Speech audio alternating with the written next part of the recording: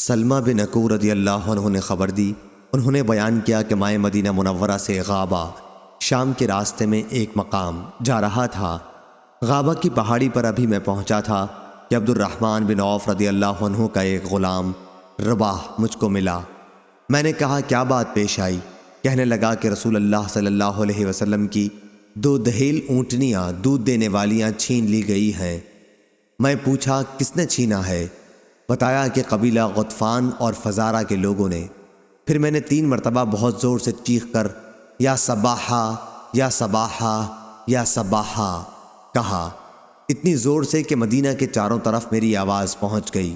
اس کے بعد میں بہت تیزی کے ساتھ آگے بڑھا اور ڈاکوؤں کو جا لیا۔ اونٹنیاں ان کے ساتھ تھیں۔ میں نے ان پر تیر برسانا شروع کر دیا اور کہنے لگا میں اکوع کا بیٹا سلمہ ہوں اور آج کا دن کمینوں کی ہلاکت کا دن ہے۔ آخر تمام اونٹنیاں میں نے ان سے چھڑا لی۔ ابھی وہ لوگ پانی نہ پینے پائے تھے اور انہیں ہانک کر واپس لا رہا تھا کہ اتنے میں رسول اللہ صلی اللہ علیہ وسلم بھی مجھ کو مل گئے۔ میں نے عرض کیا یا رسول اللہ، ڈاکو پیاسے ہیں اور میں نے مارے تیروں کے پانی بھی نہیں پینے دیا، اس لیے ان کے پیچھے کچھ لوگوں کو بھیج دیں۔ حضرت صلی اللہ علیہ وسلم نے فرمایا اے ابن الاکوع، تو ان پر غالب ہو چکا، اب جانے دے، درگزر کر۔ وہ تو اپنی قوم میں پہنچ گئے جہاں ان کی مہمانی ہو رہی ہے۔ صحیح بخاری حدیث نمبر 3041۔ ابو اسحاق نے بیان کیا، انہوں نے براء بن عازب رضی اللہ عنہ سے پوچھا تھا اے ابو عمارہ، کیا آپ لوگ حنین کی جنگ میں واقعی فرار ہو گئے تھے؟ ابو اسحاق نے کہا میں سن رہا تھا۔ براء رضی اللہ عنہ نے یہ جواب دیا کہ رسول کریم صلی اللہ علیہ وسلم اس دن اپنی جگہ سے بالکل نہیں ہٹے تھے۔ ابو سفیان بن حارث بن عبد المطلب آپ کی خچر کی لگام تھامے ہوئے تھے۔ جس وقت مشرکین نے آپ کو چاروں طرف سے گھیر لیا تو آپ سواری سے اترے اور تنہا میدان میں آ کر فرمانے لگے میں اللہ کا نبی ہوں، اس میں بالکل جھوٹ نہیں، میں عبد المطلب کا بیٹا ہوں۔ براء نے کہا کہ حضرت صلی اللہ علیہ وسلم سے زیادہ بہادر اس دن کوئی بھی نہیں تھا۔ صحیح بخاری حدیث نمبر 3042۔ ابو سعید خدری رضی اللہ عنہ نے بیان کیا جب بنو قریظہ سعد بن معاذ رضی اللہ عنہ کی ثالثی کی شرط پر ہتھیار ڈال کر قلعے سے اتر آئے تو رسول کریم صلی اللہ علیہ وسلم نے انہیں سعد رضی اللہ عنہ کو بلایا۔ آپ وہیں قریب ہی ایک جگہ ٹھہرے ہوئے تھے کیونکہ زخمی تھے۔ حضرت سعد گدھے پر سوار ہو کر آئے۔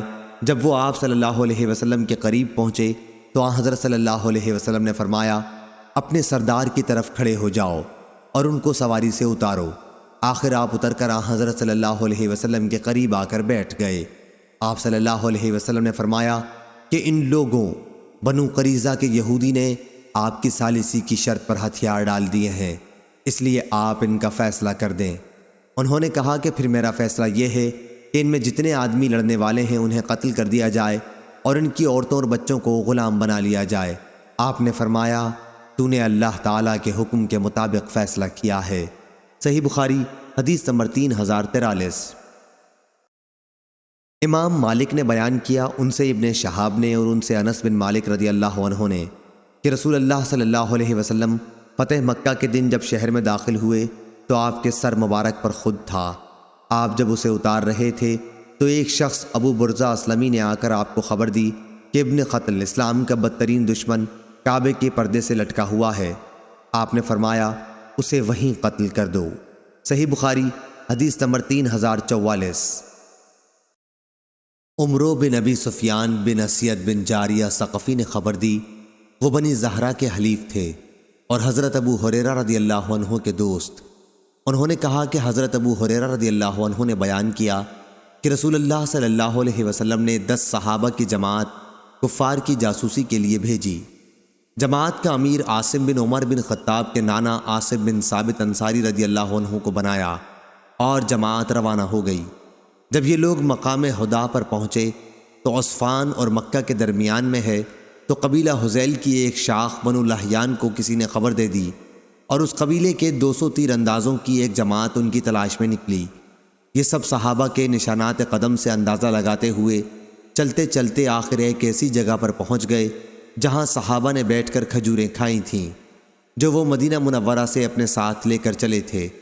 پیچھا کرنے والوں نے کہا کہ یہ گٹھلیاں تو یثرب مدینہ کی کھجوروں کی ہیں۔ اور پھر قدم کے نشانوں سے اندازہ کرتے ہوئے آگے بڑھنے لگے۔ آخر عاصم رضی اللہ عنہ نے اور ان کے ساتھیوں نے جب انہیں دیکھا تو ان سب نے ایک پہاڑ کی چوٹی پر پناہ لی۔ مشرکین نے ان سے کہا کہ ہتھیار ڈال کر نیچے اتر آؤ، تم سے ہمارا عہد و پیمان ہے، ہم کسی شخص کو بھی قتل نہیں کریں گے۔ عاصم بن ثابت رضی اللہ عنہ مہم کے امیر نے کہا کہ میں تو آج کسی صورت میں بھی ایک کافر کی پناہ میں نہیں اتروں گا۔ اے اللہ، ہماری حالت سے اپنے نبی کو مطلع کر دے۔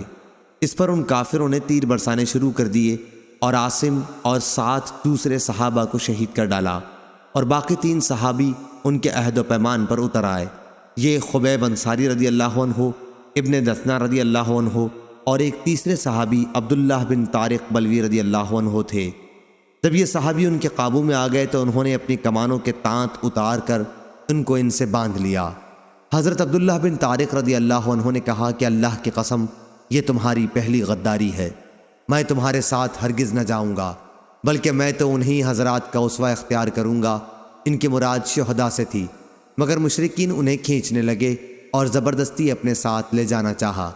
جب وہ کسی طرح نہ گئے تو ان کو بھی شہید کر دیا۔ اب یہ خبیب اور ابن دثنہ رضی اللہ عنہ کو ساتھ لے کر چلے اور ان کو مکے میں لے جا کر بیچ دیا۔ یہ جنگ بدر کے بعد کا واقعہ ہے۔ خبیب کو حارث بن عامر بن نوفل بن عبد مناف کے لڑکوں نے خرید لیا۔ خبیب رضی اللہ عنہ نے ہی بدر کی لڑائی میں حارث بن عامر کو قتل کیا تھا۔ آپ ان کے یہاں کچھ دنوں تک قیدی بن کر رہے۔ ظاہری نے بیان کیا کہ مجھے عبید اللہ بن عیاض نے خبر دی اور انہیں حارث کی بیٹی زینب نے خبر دی کہ جب ان کو قتل کرنے کے لیے لوگ آئے تو زینب سے انہوں نے موئے زیر ناف موڑنے کے لیے اس طرح مانگا۔ انہوں نے اس طرح دے دیا۔ زینب نے بیان کیا کہ پھر انہوں نے میرے ایک بچے کو اپنے پاس بلایا۔ جب وہ ان کے پاس گیا تو میں غافل تھی۔ زینب نے بیان کیا کہ پھر جب میں نے اپنے بچے کو ان کی ران پر بیٹھا ہوا دیکھا اور اس طرح ان کے ہاتھ میں تھا تو میں اس بری طرح گھبرا گئی کہ خبیب رضی اللہ عنہ بھی میرے چہرے سے سمجھ گئے۔ انہوں نے کہا، تمہیں اس کا خوف ہوگا کہ میں اسے قتل کر ڈالوں گا۔ یقین کرو میں کبھی ایسا نہیں کر سکتا۔ اللہ کی قسم، کوئی قیدی میں نے خبیب رضی اللہ عنہ سے بہتر کبھی نہیں دیکھا۔ اللہ کی قسم، میں نے ایک دن دیکھا کہ انگور کا خوشہ ان کے ہاتھ میں ہے اور وہ اس میں سے کھا رہے ہیں، حالانکہ وہ لوہے کی زنجیروں میں جکڑے ہوئے تھے اور مکے میں پھلوں کا موسم بھی نہیں تھا۔ کہا کرتی تھی کہ وہ تو اللہ تعالیٰ کی روزی تھی جو اللہ نے خبیب کو بھیجی تھی۔